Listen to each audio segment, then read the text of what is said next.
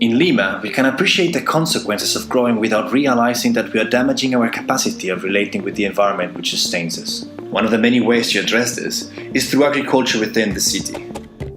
Large-scale urban agriculture remains in three last isolated areas in Lima. These are the valleys of the rivers Chillón, Rímac, and Lurin. Agriculture in these areas is fundamental to guarantee a degree of food security. Phenomena such as the Niño Costero reveal the vulnerability of large cities that are dependable on distant supply chains. Lima es una ciudad muy hacinada, muy concentrada y por lo tanto muy frágil. En realidad el colapso va a ser, yo lo veo inminente. These three agricultural areas are threatened by urbanization pressure, land speculation, and climate change. With this trend, during the 90s, Rímac lost 78% of its agricultural land. Authorities and international organizations are starting to pay attention to these food growers encapsulated by the city. Through programs that collaborate with local governments, it has been possible to acknowledge the seriousness of this situation, but there is much more that needs to be done.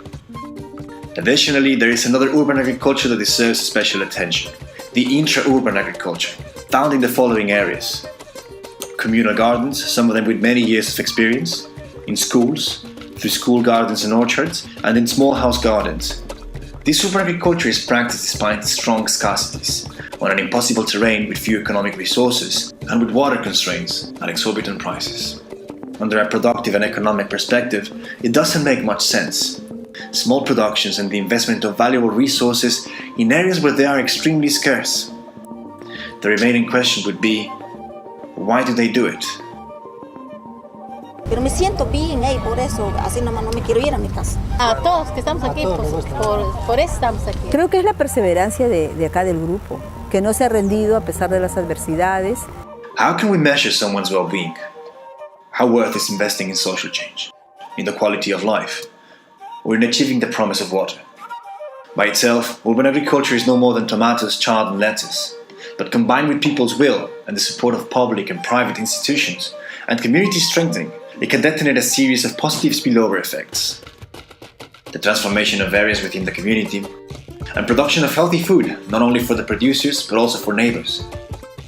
An inclusive space for the elderly, and a place to relax, to improve mental health and self-esteem.